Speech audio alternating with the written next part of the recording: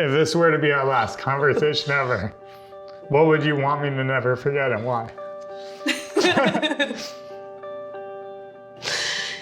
I would want you to never forget.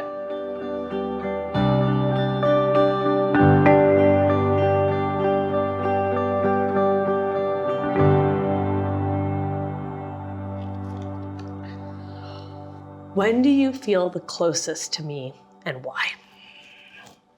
I feel the closest to you when we're with our kids and we're just having the most fun. We're being silly and we're dancing and we're just like forgot about everything and we're just running around being kids too. So that's, I think, one of the pure joyous moments.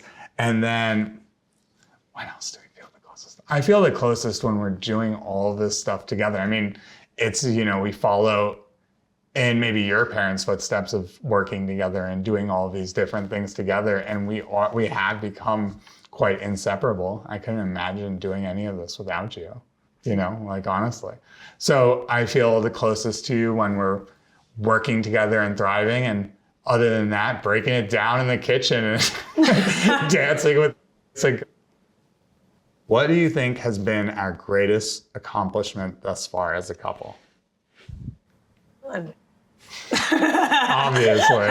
So easy. They're amazing. They're amazing. I could just cry just thinking about how amazing they are. They're amazing. And they're incredible. And I just want to teach them to be able to do all this stuff for themselves and believe in themselves, but they're amazing. They're amazing, but they're so special. They're amazing. They're and so I think special. that sometimes it's hard because we're working a lot, but I feel like we bring so much joy to their life and we're so happy being with them and I feel like they're such happy kids and I just hope that we can keep, it's so important to me that we stay really present and really joyful, even though we're dealing with all of this stress. It's like I want them to, but we're also dealing with a lot of excitement. Yeah. So I think we're very excited a lot too. Well, it goes from like stress to excitement very quickly. It's so hard to remember when we're so in the stream of working and everything that this is truly our greatest accomplishment because they're incredible. They're incredible. I agree. Yeah. They are. Yeah. For sure. How do you feel making the film You, Me, and Her has changed our relationship in a way neither of us expected? I think writing the script made us talk so honestly about our relationship and each other because it is like an extreme version of us. So like looking at that and developing the story and looking at our relationship that way is fucking weird because it's like a third person perspective and you're in it at the same time. But I think it's made us more aware of everything, like our stumbling blocks and what makes us work as a couple. So I think it's just been a beautiful journey. And like we said, there's the yin and yang of it all. So like we're completely different. I have this inner confidence, but it's in a very thin shell. And your insecurities about takes and things like that would crack that shell. So it was a real challenge navigating a relationship and making a movie at the same time. Well, I think also the other thing that just makes me think of when you're saying that, and one of the things I think we're still working on, but I think is so important, which to me was a big part of what we struggled with on set, is really listening to each other. Yeah. Because I think what happens is that we come from very different places. And so it's very easy to like immediately be like, nope, not the way you want to do it, the way I want to do it. Right? Because we're just coming from the opposite place of how we can do it. We have an idea in our heads of how it works. Yeah. Like even what we were dealing with today, getting evacuated from, yesterday getting evacuated. We have all these different plans and we come from things from such different angles. Yeah. But somehow it works. I mean, we're in a good position now, thank God, but there's chaos in between, Yeah. But yeah, I love our partnership. What do you feel I'm hesitant to speak about and why? I think probably the thing that you're most hesitant to speak about, or the thing that's the hardest to speak about between us, is money. Yeah, of course. I think the part that's really hard even more than the money piece, because I think the money piece kind of complements this other piece, is that as a woman, as a mom, you're just responsible for so much. And I think that when you already have all of that on your plate, and then you're also more economically in charge, or like having to take care of that piece too, then it's like it starts to feel like heavy. Yeah. But then at the same time, I also know that it's heavy for you. It's super heavy for me. I mean, it feels like, you know, established gender roles and all this, and the idea of what it is to be a man and running a household and all of these things are very real. And there are lots of insecurities that come up with that. And that role has been flipped, at least in our household and many others. So it's just, I think it's something guys struggle with. And I mean, like, yeah, I think it's not just about finances, it's about power dynamics at play in relationships and how you feel and all these things. But I think part of the power dynamic, which is true, I agree that there are power dynamics. I just think the power dynamics is like, unfortunately, the money, like, the person who has more money drives the power dynamic to some degree. What's strange for us is that it's a shift. We're so used to the other way around, no one even questions it. Yeah. Like if a man buys a house and that's where the family lives and the family isn't, like, granted, it's not like you're not involved in decision making. We make all our decisions together, but at the same time, it's just like, I feel like we're just used to. I'm starting to feel like a bitch. Next question. I don't like it. I want to move on. Okay.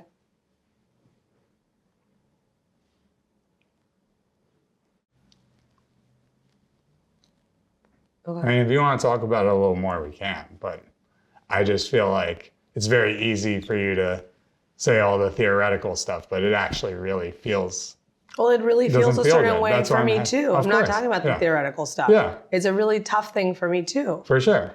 So I don't think there's anything wrong with talking about. But let's forget the theoretical. So how does it feel for you? And I'll tell you how it feels for me. It feels terrible. It feels terrible. I feel like shit that I'm not able to be the head of the household running my family like I saw my dad do. And it feels terrible. And I've been working my ass off every single day to make all these things. And I had a belief, you know, we met in a master's program. I had a belief that this stuff was going to work out, that there was going to be earnings from this. And I still believe there are, but it's different. It's not going to be the same way it was.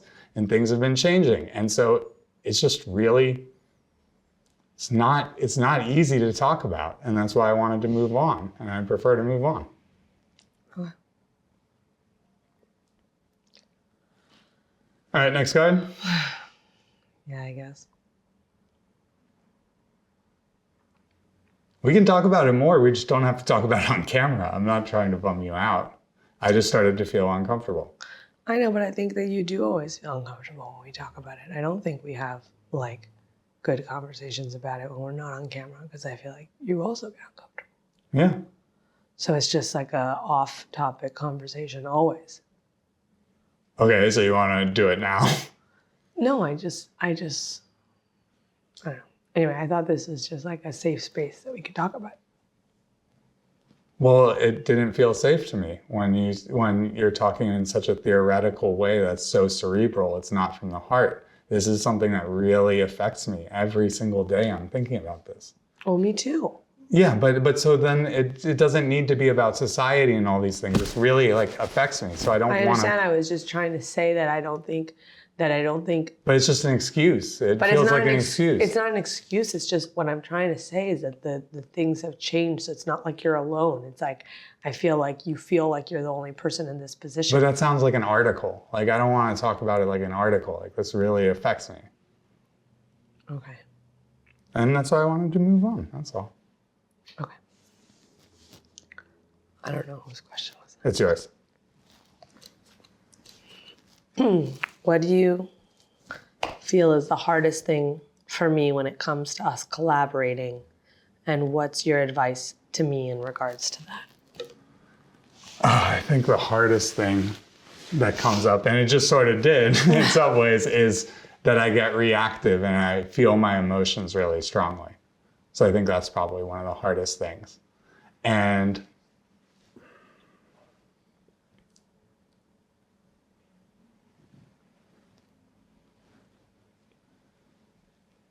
And I think it's just, I'm trying to do so much all the time. And then I feel like I can't focus because I have so much getting thrown at me so quickly that I get overwhelmed that way. So I think if there's a way to sort of, I don't want you to have to manage me because I don't want you to have a filter because we do everything so great together. But I think there's a way where I get a lot of anxiety because I want to do good by you. I want to do good by you. And when you send me 5 texts to do a bunch of different things, then my mind goes in all those directions and I can't focus and I get frazzled. So I don't know if there's a way to manage, but I know it's your nature as well because you have an idea and you're like, oh, I got to get this out because I got to delegate this and make it happen, you know? But there's a way where like everything needs to be right now. And that is really hard for me and that triggers me. So I don't know if there's a way for us both to navigate that. I feel like a lot of really shitty everyday things fall on me all the time. And I feel like whenever I try to delegate them to you, you get really upset or really annoyed because you're busy doing something else. And I've tried doing like a calendar thing. Like I remember at some point we had like a calendar thing, but then that didn't work. And then at some point I bought like a agenda thing, but that didn't work. And then you start doing to-dos in like a paper. See, I feel like the problem is though, is all the delegating. That's where it feels hard. Is like, I feel like you don't see the good things I do. No, because I think you do a lot of great things, but I feel like you're so overwhelmed on the list, which I understand you are, and you take on a lot. And I'm so grateful for it, honestly. And you take on so much, and I understand why you're overwhelmed. But some of those things I can't take off your plate, like the things with your family. I can't take those off your plate. I can't do it. I can help you as much as I can. And I do everything I can with the kids. And then I just feel like you're so quick to tell me what I'm doing wrong all the time. And that's something that I've had in my head since I was a kid. And I don't know, like, but I'm just always being told what I'm doing wrong. And that's what I have a hard time with. I had like a panic attack yesterday because you didn't have service and you're trying to get me to book this Airbnb and you sent me 30 messages about it and I didn't have service and I was trying the best to do it and you kept sending me more and more messages and my heart's racing more and more and more as you're doing this and I'm trying to do everything to help you. I'm doing everything in my power to help you and you're still not satisfied. You're still saying, you gotta do this right now. You gotta do this right now. You gotta do this right now. And my heart's just racing. I was having a panic attack because I just wanted to help you and I couldn't do it and you're just being critical about it. Okay, but the thing is that what you don't understand is that before I even sent that message, I had been trying to do it for like an hour. And the lady had told me that her house is getting rented. And then I looked around and there was no other houses and I didn't know where we were gonna go. I don't know where we're gonna stay. And I had already figured out our house for that day. And there's so much, I'm handling so many things. And then I just can't. I just hit a wall. It's been an hour, I'm on set, I'm being asked to go back in. I don't know what to do. So then I'm asking you, and I feel like if for me, if I could just be met with like gratitude, if I could just be met with like, honey, of course, what do you need? Thank you for taking care of like so many things every day. What do you need? If like every day you could just be like, hey honey, what's on your plate today? What can I take off your plate? That would be huge. That would be what would, like, even if you can't do it, even if it doesn't work, even if for some reason the machine doesn't work or whatever, it's like, you're not faulty if something doesn't work. Things don't work. I would love to give you that. You come in like so upset that I asked a lot, not always, but a lot. It seems like I'm interrupting you. It's not really hard to feel like I'm interrupting you. You're having, there's a disconnect here. It's not the asks. I'm happy to do anything for our family. We said our family is our greatest invention. They're our top priority always. I'll do anything for our family. It's just the way it's brought to my attention is, and maybe it's partially on me, but I'm told I am fucking up all the time. And even in this conversation, I'm told I'm fucking up, that I'm not bringing enough to the table. I'm not meeting you where you're at. I'm constantly being told I'm fucking up and I'm not doing enough. And I have a lot of shame and that adds to it and it compounds it. So I just don't feel like it's exactly, you're not seeing the side of it from me, is I have so much shame about this and you're not acknowledging that side of it. And the way your anxious energy for getting stuff done gives me more and more shame, like I experienced yesterday. Okay, but I feel like I agree that I have anxiety. I agree that I have anxiety, and I know that I'm impatient, and I know that I'm anxious. I am aware of that. But I also think that every time I come in and I'm asking you for something, I don't think you're aware of how many things I already did, or for how long I've already tried, or what I've already done. That's just but even as you're saying that, you're diminishing me. But I'm not diminishing you. I'm just saying I would like to be appreciated for everything. I do. I appreciate everything. I don't feel that way. Why don't you feel that way? I feel like you're constantly annoyed that I need help. I feel like you take for granted like everything's just going to get resolved. You don't have to worry about it so much because I'm just going to resolve it. I think that's how you feel. And I don't think you even mean to do that in a mean way. I think I've just like resolved so many things that you don't think it matters. You're like, if I don't do it, she'll just do it. If I don't answer, she'll just figure it out. I just feel like, do you really see me this way? Do you really see me as someone who just like lays back, oh, let her do everything? That's not how I am. That's not what I'm trying to do. I don't think it's this conscious. reflects so negatively on me. I feel like, why do you look at me this way? If you look at me this way, I don't understand. I don't think it's conscious. I think it's subconscious. I think you are so fast because you're so anxious and a force of nature, like we've described. You are so fast to get things done that you're mad that people aren't getting things done, but people are slower than you. People don't move like you. Okay, but I don't need everyone to move at my pace. But you're so impatient.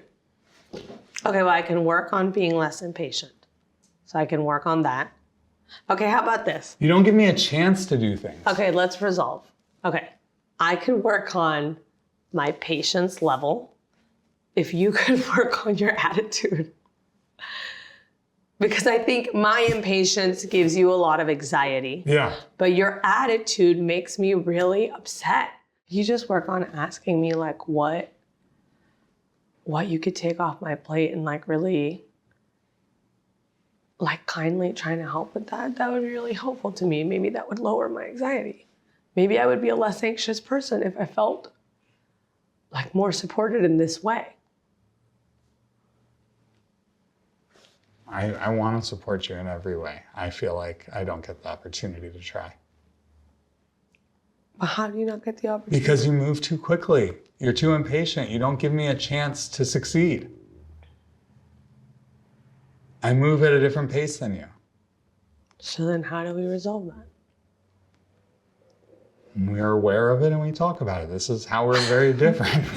There's not a way to resolve it. Let's be real here. All right, should we move on? Yeah, was it me or you? You have 3, so you say.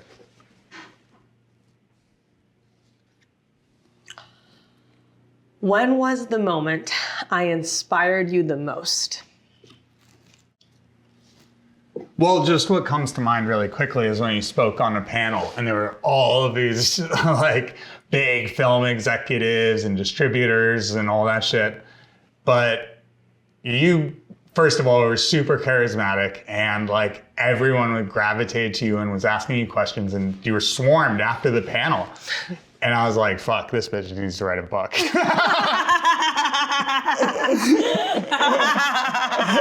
And so you did. I did. Yeah. But that was really inspiring. But there's been so many moments like that along the way. Watching you act, you're such a natural actor. Watching you write in 4 days feature film scripts, drafts. I mean, you're just fucking force of nature. I mean, that's probably a title here somewhere. But yeah. So yeah, all of that. Thank you.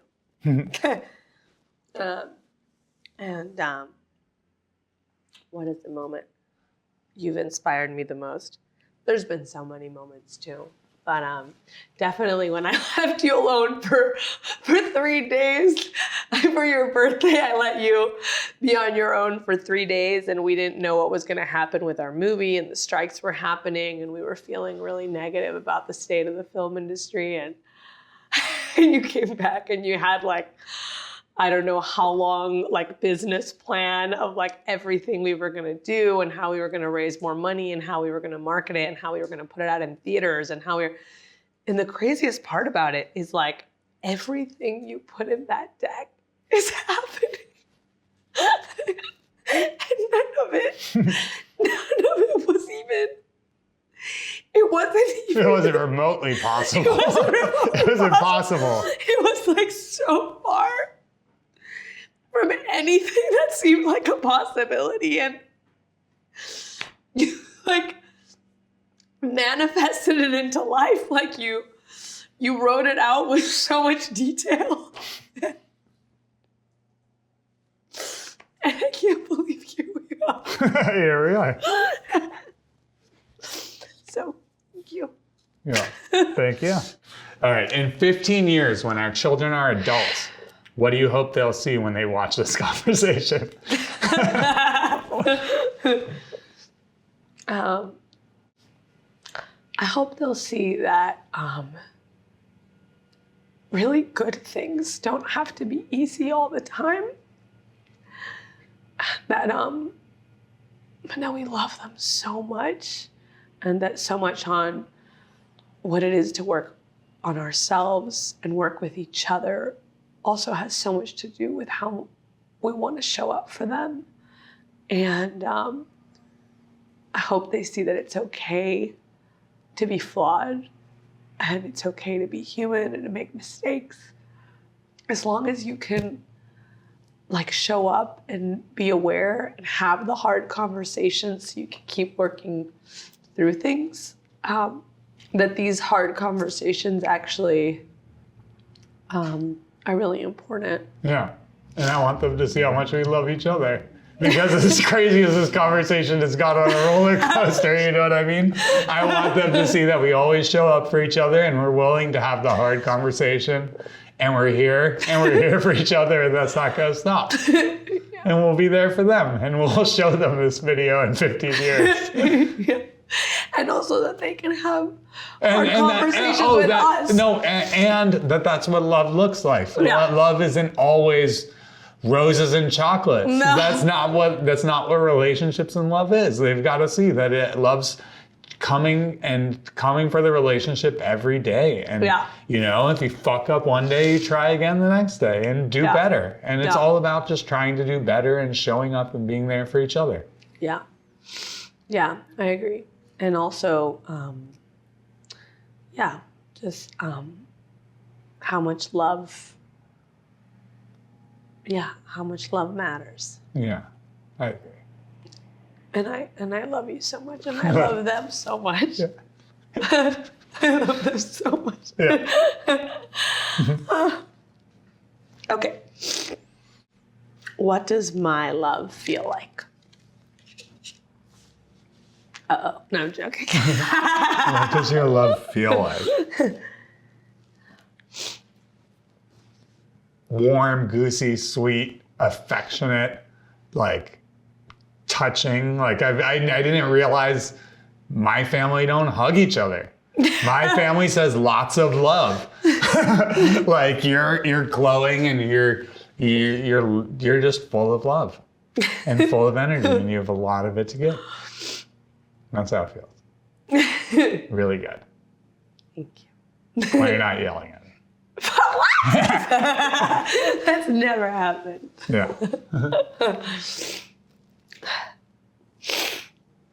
Well, your love feels, you make me feel like I'm capable of anything.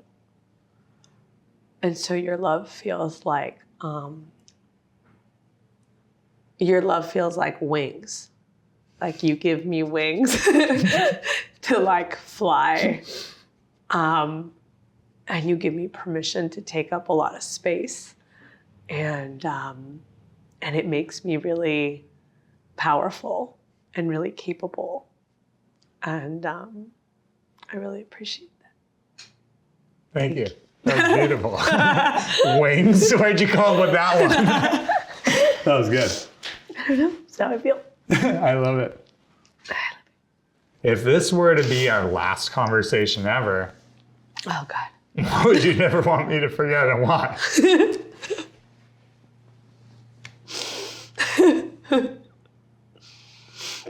Was it me to you?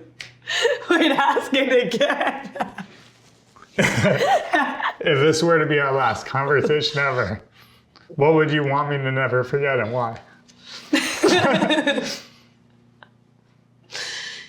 I would want you to never forget what a life, what an incredible life Beautiful life. we've had. Yeah, It's been so amazing. I agree. I love you. It's been such a Beautiful ride. yeah. If you enjoyed that conversation at the end, visit theskindeep.com/shop, where you'll find more of our products to create the space to explore the relationships that are most important to you.